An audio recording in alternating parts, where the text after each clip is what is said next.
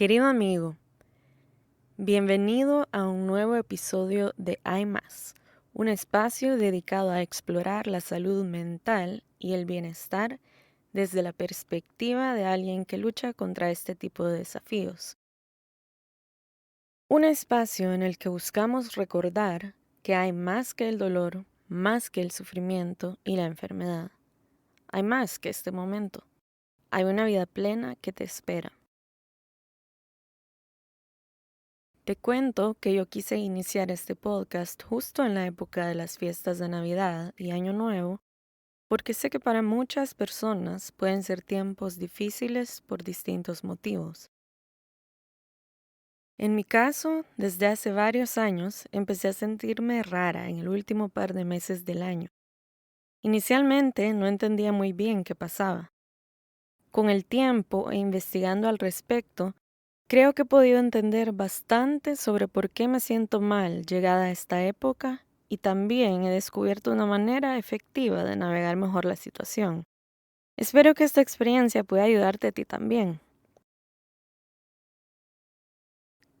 Todo empezó hace al menos 7 años, probablemente más. Algo tan sencillo como sentir el viento rozando mi cara desencadenaba en mí una sensación que solo podía describir como rara. Es importante aclarar que en El Salvador no tenemos 4 estaciones súper marcadas como en otros países.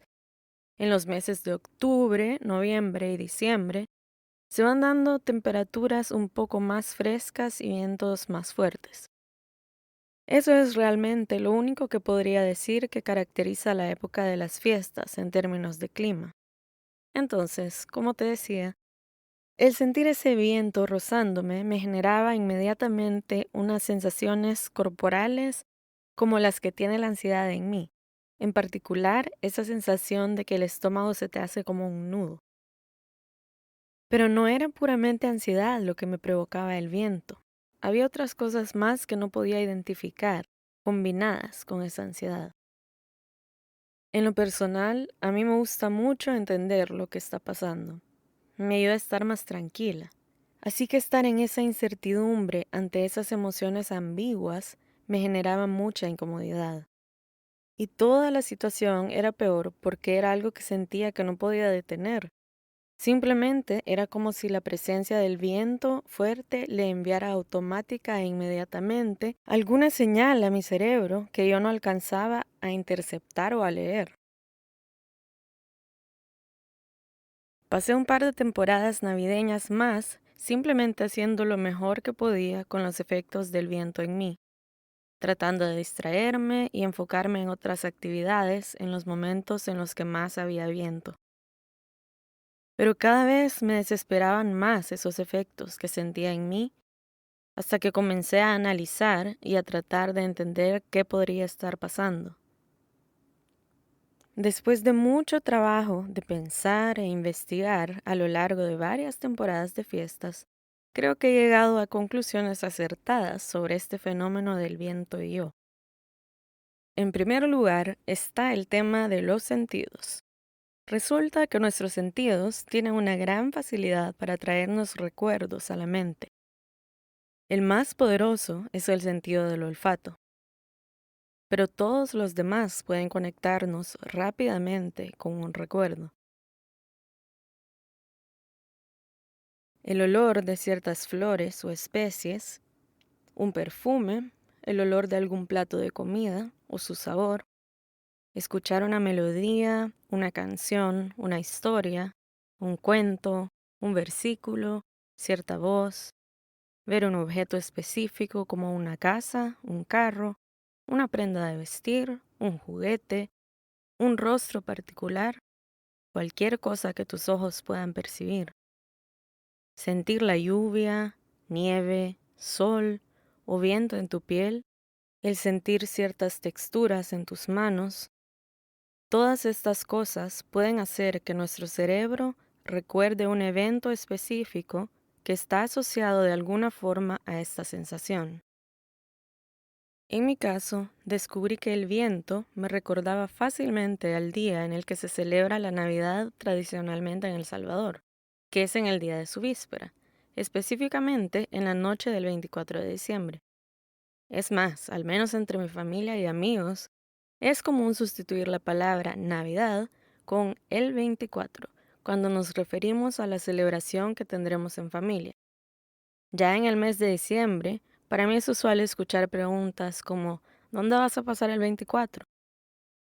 En segundo lugar, ya sabiendo que el estímulo del viento traía a mi mente los famosos 24 de diciembre, me tuve que preguntar qué podría ser de esas fechas que ahora me causara una mezcla de emociones, incluyendo ansiedad. Y la verdad es que una vez que decidí ponerle atención a esto y reflexionar, no fue muy difícil darme cuenta de que las navidades eran bastante diferentes cuando era pequeña comparado a los 24 de mi vida como adulta. La principal diferencia la pude notar en el alto nivel de ilusión que yo tenía tanto el 24 como el 25 de diciembre cuando era pequeña. Desde hace muchos años, los factores que contribuían a esta gran ilusión han ido cambiando o desapareciendo. Para que puedas imaginártelo, te voy a describir cómo eran mis navidades cuando era niña. Yo me visualizo como de unos 5 o 6 años al recordar esto. El 24 de diciembre era un día que se sentía mágico desde la noche anterior. La anticipación porque oscureciera y empezaran las actividades más emocionantes del 24 de diciembre era grande. Yo sabía lo que venía. Me vestiría más formal como con algún vestido o traje especial, me peinarían súper bien, seguramente con una cola bien apretada o dos colitas. Mis papás meterían cajas plásticas llenas de regalos envueltos en papeles brillantes y con chongas. Después nos montaríamos todos en el carro. Probablemente iríamos primero a misa y después directo al lugar de la fiesta, la casa de mis primos de parte de papá. Al llegar ahí, el nivel de ilusión iba aumentando aún más. Entrábamos a la casa con todos nuestros regalos, caminábamos a la sala en donde estaba el árbol de Navidad y los poníamos ahí. Y tengo que aclarar que mi tía se encargaba de poner un árbol súper grande y muy bien decorado. Había muchas lucecitas, muchos adornos colgando, listones. Había lucecitas incluso en otras partes de la casa. Para mí era suficiente iluminación como para sentir como que toda la casa y todo mi alrededor estaban brillando con lucecitas amarillas, como un montón de luciérnagas alumbrando la oscuridad de la noche. Había una variedad de galletas súper ricas hechas en casa y en buenas cantidades como para comerte todas las que querías. Estábamos todos los primos juntos como mínimo, ya que muchas otras veces había también otros niños con sus papás en algún momento de la fiesta. Todos los niños estábamos a la expectativa de que empezara a lo que habíamos llegado de verdad, lo que me había tenido despierta desde la noche anterior. Sí, los regalos. Después de tanta planeación y tanta espera, la magia y la ilusión se acercaban a su cúspide cuando en medio de una súbita penumbra llegaba el mismísimo Santa Claus, personalmente, a visitarnos. Se sentaba en la sala y nos comenzaba a llamar uno por uno para entregarnos sus regalos. Nos conocía a todos los niños por nombre y sabía qué llamado hacernos antes de entregarnos nuestros regalos. Recuerdo muy bien que una vez le tuve que prometer que ya no iba a pasarme a dormir a la cama de mis papás para poder obtener mi regalo a cambio de esa frágil promesa. Y al irse Santa Claus en su trineo con sus renos que había dejado parqueado en el techo de la casa, empezaba la locura de darnos los regalos entre todos los miembros de la familia. Este era el momento en donde mis niveles de ilusión alcanzaban su máximo potencial. Romper el papel de regalo con las manos e ir descubriendo poco a poco qué se escondía detrás era increíble. Y tener en mis manos al fin ese juguete que tanto quería era como un sueño hecho realidad. La mañana siguiente yo me levantaba como si no me hubiera desvelado para nada, lista para jugar con mis nuevos juguetes. Solo verlos me causaba una gran ilusión. No cedí a comenzar una interacción imaginaria entre mi nueva Stacy y su hermano Todd, ambos hermanos menores de Barbie, quienes estaban encantados con sus Happy Meals del McDonald's. Amigo, ¿quieres escuchar algo divertido en medio de toda esta remembranza? Te hago el paréntesis de que toda mi vida pensé que Stacy y Todd eran meseros del McDonald's llevándole a algún cliente su comida. A mis 34 años, al preparar e investigar para este episodio, me he dado cuenta de que Stacy y Todd tienen como 11 años. Creo que no entendía de edades cuando recibí ese regalo. Pero de verdad, busca esta edición de Stacy y de Todd en Google y dime si no parecen meseros. Sí, ya sé que en el McDonald's no te llevan la comida a la mesa en una bandeja, pero de repente si pides del área del McCafé sí lo hacen. Bueno, no existía aquí en esa época el McCafé, pero igual. ¿Por qué estarían vestidos así Stacy y Todd si no fueran empleados del McDonald's? Pero bueno, volviendo al tema. Si pienso en los 24 de diciembre de mi infancia, veo la palabra Navidad escrita en un letrero con luces de neón súper brillantes y bonitas. Veo brillantina y foquitos de luz amarilla flotando mágicamente en el aire. Es verdaderamente el evento del año. Pero ahora como adulta, todo es tan diferente. Desde hace muchos años mis navidades dejaron de ser así como te conté. Hay algunas personas que han fallecido. Hay muchas personas que viven fuera del país. Ninguna decoración festiva u objeto tiene el poder de crear en mí el nivel de ilusión de cuando era niña. Es más, desde hace mucho pido que me den dinero de regalo. Así puedo juntarlo y pensar bien en qué voy a usarlo. Podría terminar siendo algo tan aburrido para mí como un par de camisas y pantalones. Y por cierto, el número de regalos que se recibe como adulto es mucho menor que cuando estás pequeño, lo cual honestamente no me ayuda. En pocas palabras, la celebración familiar de Navidad dejó de ser un evento mágico y de gran ilusión para mí. Ahora, volviendo al viento, analicemos qué podría estar pasando. En una milésima de segundo, mi piel siente el viento, mis oídos lo escuchan, mi cerebro lo conecta con las mágicas navidades de mi infancia. En la próxima milésima, mi mente mira ese recuerdo y me transporta a ese ambiente de mucha ilusión. Y en la tercera milésima de segundo, mi mente lo compara con el presente de poca ilusión. ¿Y qué pasa? Hay alegría al revivir esos momentos súper felices. Y también hay tristeza al ver que ya no están y que no hay forma de recrearlos. Simplemente se fueron. Esto genera esa combinación agridulce de emociones de tristeza y placer relacionadas a pensar en tiempos felices del pasado que se conoce como nostalgia. Y a mí, que me gusta entender qué está pasando, que tenga un pensamiento bastante rígido, tener mezclas de emociones me hace sentir desestabilizada. Entonces, creo que para protegerme, mi mente saltaba rápidamente por esa secuencia y yo, sin darme cuenta de qué había pasado en mi cabecita, simplemente terminaba con esta sensación de emoción no identificada, lo cual me llevaba a sentirme ansiosa. Entonces, en respuesta a este segundo punto, ¿qué me causa ansiedad al recordar la época de Navidad? Yo concluyo que es esa ambigüedad de la nostalgia. Llegar a estas dos conclusiones respecto a mi extraña respuesta al entrar en contacto con el viento me hizo querer aprender más sobre la nostalgia y sobre qué podría hacer para sentirme mejor. Investigando, me topé con una gran sorpresa. La doctora en psicología, Christine Bacho, profesora en la Lemoyne College de Syracuse, Nueva York, en Estados Unidos, es una experta en la psicología de la nostalgia y ha estado estudiándola desde mediados de los 90. Su investigación dice que la nostalgia cumple una variedad de funciones. Te dejaré un link en las notas del episodio por si deseas leer más. Pero te voy a comentar los dos aspectos que a mí más me llamaron la atención. 1. La investigación sostiene que la nostalgia es una emoción que unifica. Los seres humanos vamos cambiando a medida que vamos creciendo. La nostalgia, al motivarnos a recordar nuestro pasado, nos ayuda a recordar quiénes hemos sido.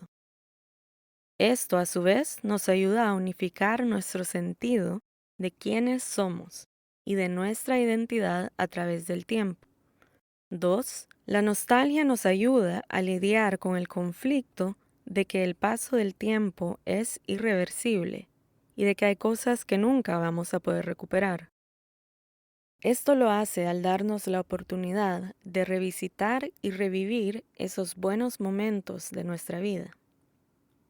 Mi sorpresa fue entender que esa emoción que a mí me estaba generando tanta ansiedad por ser tan paradójica, realmente podría estarme ayudando si yo me permitiera entrar en los lugares a los que me quería transportar. Y cuando entendí esto y me abrí a la nostalgia que la Navidad me causa, siento que mi cerebro hizo unas conexiones que realmente me impactaron. Esto tiene que ver principalmente con el hecho de que entre más he ido creciendo, más he ido recopilando episodios y experiencias desagradables, incómodas y dolorosas, épocas enteras de mucha oscuridad.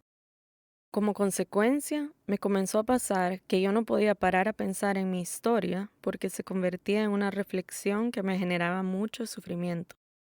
Todo lo que veía eran momentos dolorosos y verlos en paquete, uno detrás de otro, en esa especie de cortometraje de la historia de mi vida, era demasiado dolor para procesar para mí.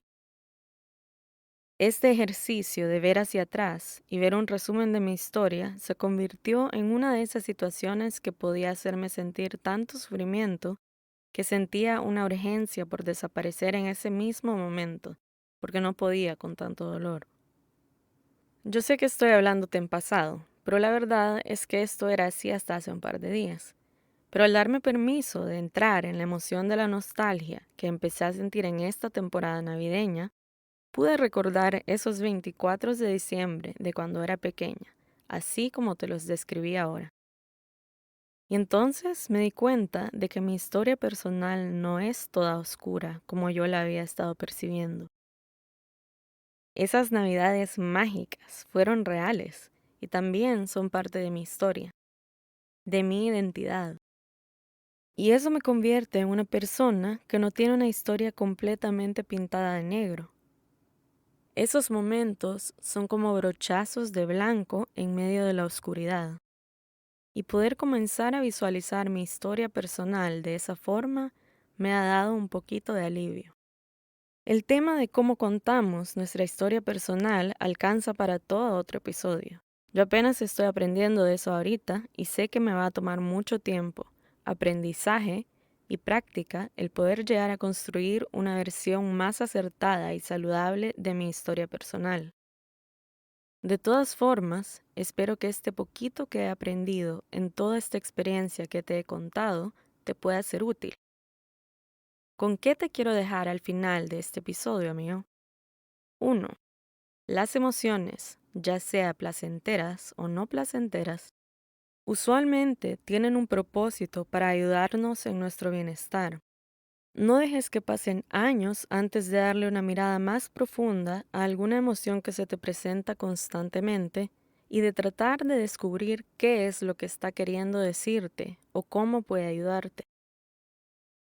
Es posible que en estas fiestas sientas tristeza por personas, mascotas, proyectos, objetos o situaciones que para ti eran muy importantes, pero que ahora no están.